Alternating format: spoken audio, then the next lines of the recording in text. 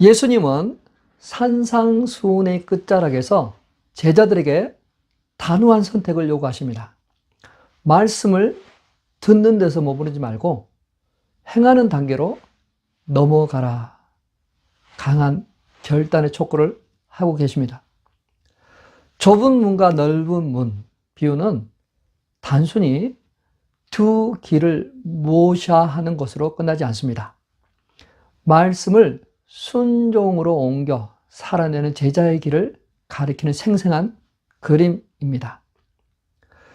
오늘날 세상은 우리에게 끊임없이 쉬운 길을 제안합니다.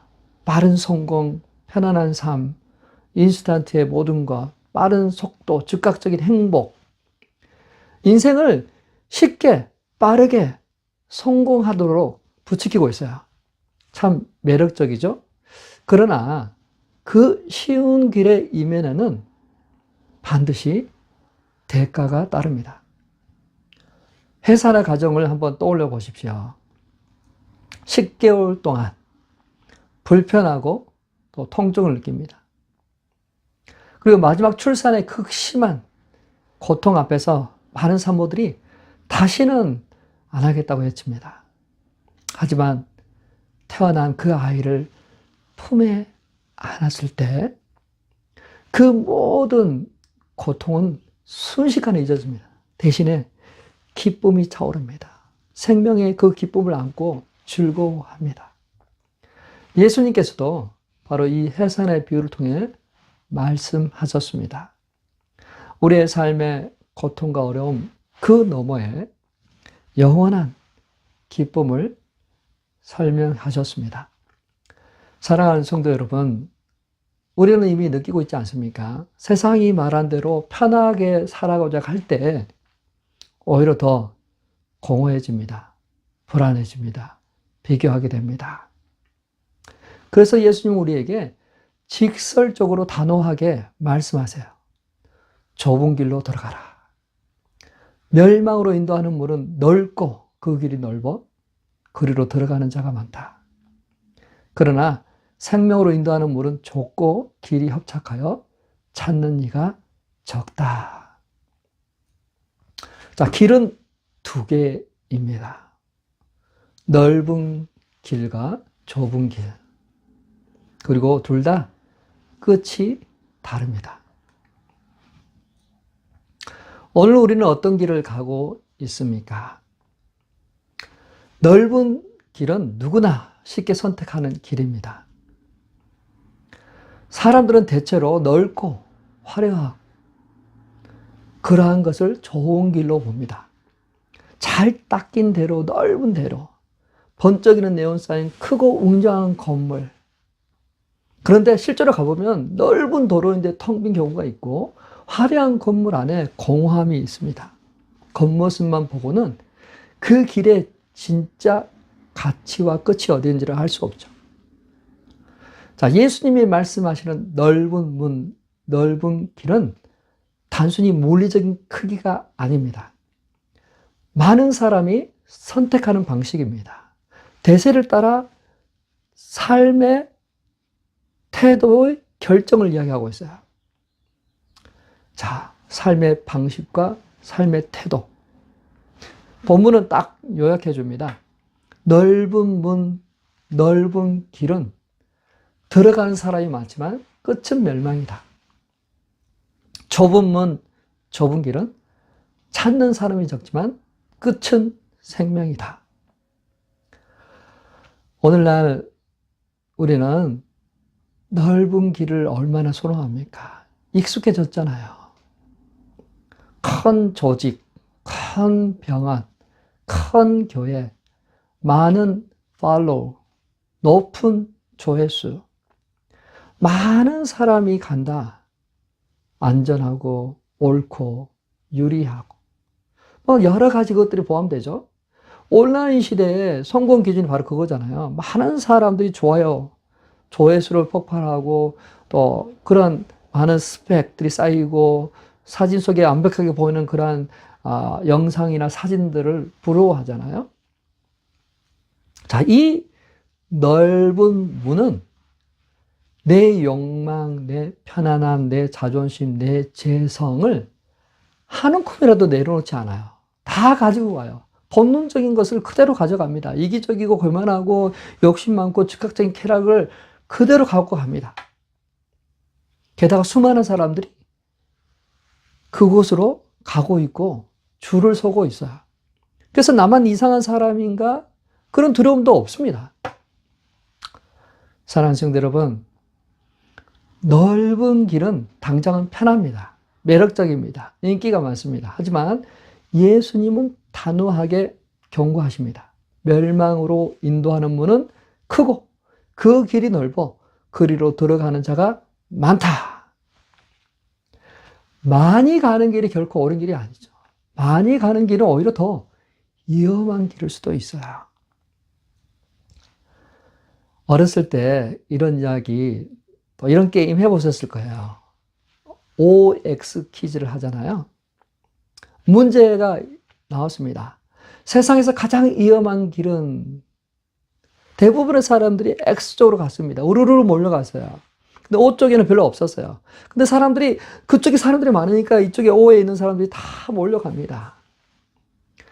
단 한 명이 남아 있었어요. 왜 그랬을까요? 그 아이가 나중에 말합니다. 엄마가 늘 말씀하셨어요. 많은 사람이 가는 길을 가지 마라. 그 길은 위험하다. 그래서 많은 사람들 X로 갈 때 나는 일부러 O에 남아 있었던 거예요. 답을 알아서 그 아이가 엄마 말을 다 알았기 때문에 이긴 거예요. 사랑하는 성도 여러분, 예수님도 똑같이 말씀하십니다.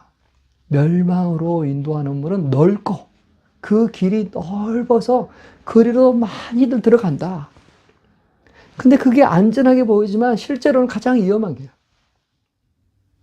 우리는 세상의 대세나 인기나 어떤 그런 회중이 그 가는 쪽으로 가는 것이 아니라 주님의 말씀을 기준으로 선택해야 돼요. 다들 그렇게 하니까 그게 아니라 주님의 말씀을 가지고 움직이는, 주님을 선택하는 하나님의 사람 되시길 바랍니다. 더 위험한 것은요, 그 넓은 길이 교회 안에도 있는 것이에요. 사람들이 넓은 길로 가고 있는데 교회 안에서도 신앙생활을 하는 사람에게도 넓은 길이 있어요. 겉으로는 신앙생활을 하는 것처럼 보입니다. 그렇지만 내면에 그 마음의 중심에는 여전히 자기가 왕이에요. 교회를 다닙니다. 예배도 빠지지 않아요. 11조도 드려요. 봉사도 합니다. 근데요, 거기서 멈춰 있어요. 형식적인 예배, 남들이 하는 정도의 신앙, 다른 사람이 보기에 무난한 도덕적 수준, 그 정도 유지하는 것으로 끝납니다. 자, 이 정도의 신앙은 깊이 있는 내면의 것을 터치하지 않아요. 여전히 자신의 인생의 왕자에 자신이 앉아 있습니다. 예수님이 앉아 있는 게 아니에요. 자, 이런 사람들의 특징이 뭐냐면 죄를 진심으로 고백하는 게 부담스러워요. 욕심과 자만을 내려놓는 거 아파합니다. 말씀 때문에 삶의 방향을 바꾸는 거 너무 과하다고 느껴요. 이 정도면 남들이 하는 만큼 타협합니다. 근데요, 그 안에 예수님이 왕이 되시지 않고 본인이 왕이에요. 예수를 믿지만 내 행복과 성공을 포기하지 못합니다. 예배를 들으지만 실제 선택은 항상 내 기준이에요. 말씀을 듣지만 내 계획과 주님의 말씀이 충돌하면 주님의 말씀이 살짝 밀어냅니다. 헌신은 하지만 내 커리어, 시간, 스케줄에 부딪히지 않는 선에서만 합니다. 쉽게 말해서 예수님을 믿는데 내 인생의 주인은 여전히 예수님은 그런 바리새인들을 책망하셨어요. 겉으로 보기에는 신앙적인 것처럼 보이지만 내면에는 자신이 왕의 자리에 있었던 거예요. 우리에게도 묻습니다. 좁은 길로 가고 있느냐? 아니면 넓은 길로 다른 사람이 다 하는 것처럼, 가는 것처럼 그렇게 살아가고 있느냐? 사랑하는 성도 여러분, 우리는 좁은 길을 가기 위해서 주님을 따라갑니다.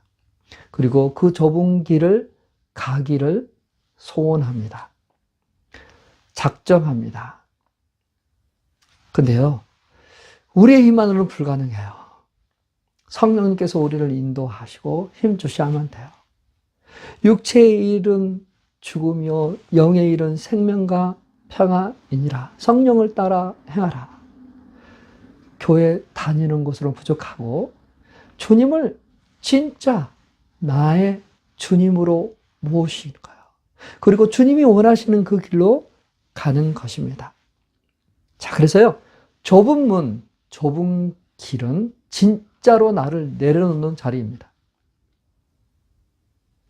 한 문장으로 요약하면 좁은 길은 내 중심에 예수님 중심으로 바뀌는 거예요.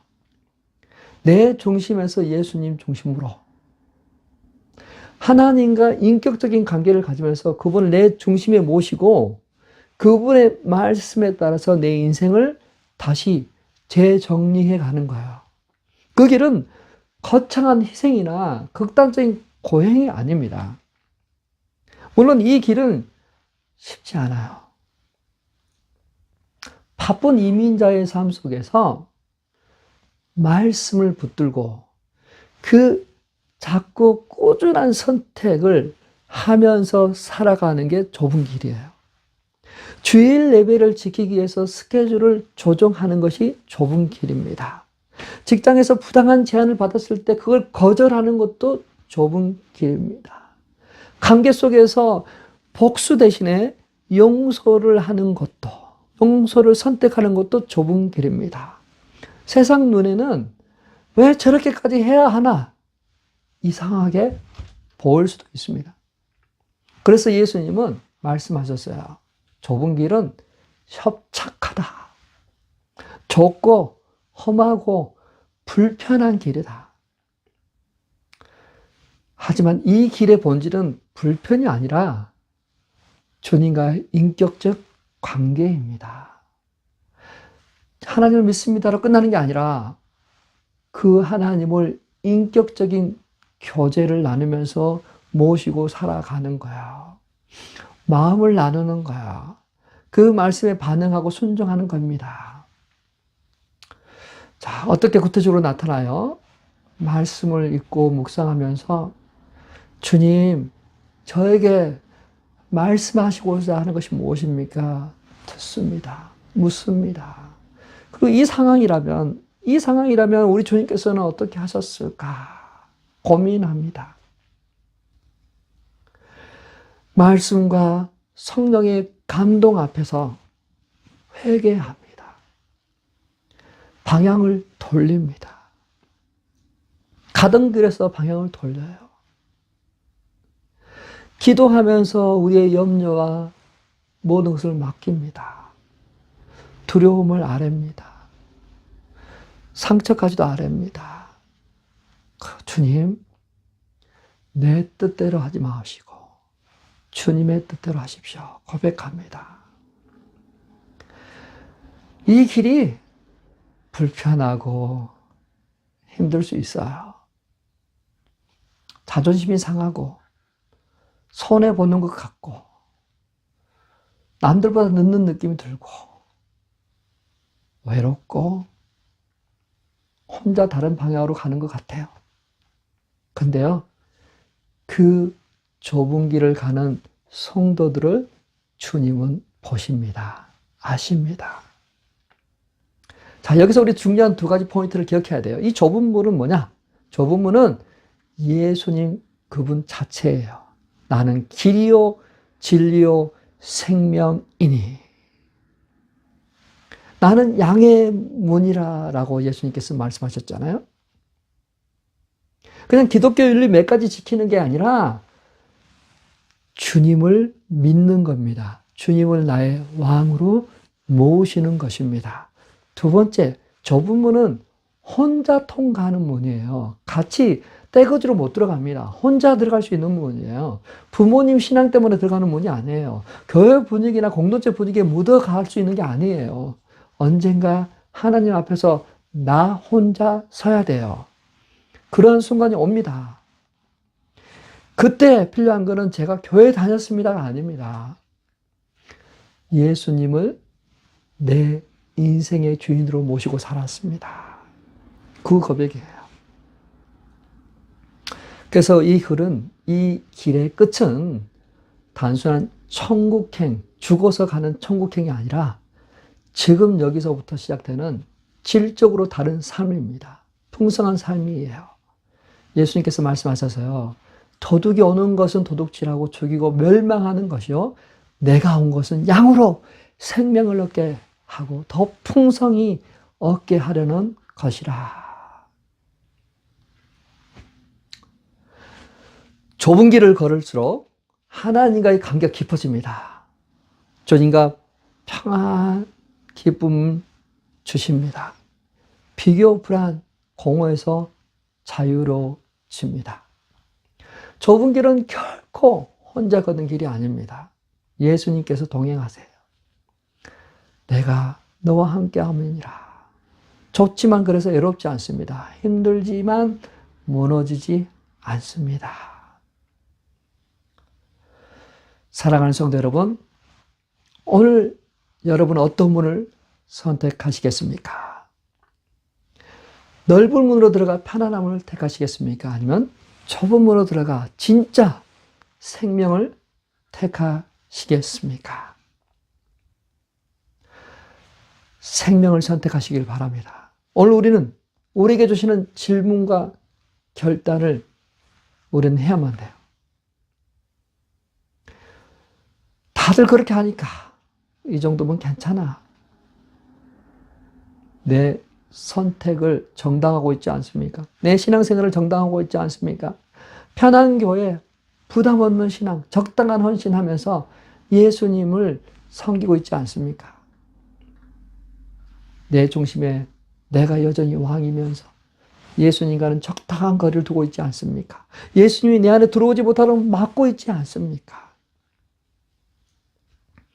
좁은 문을 통과한다는 것은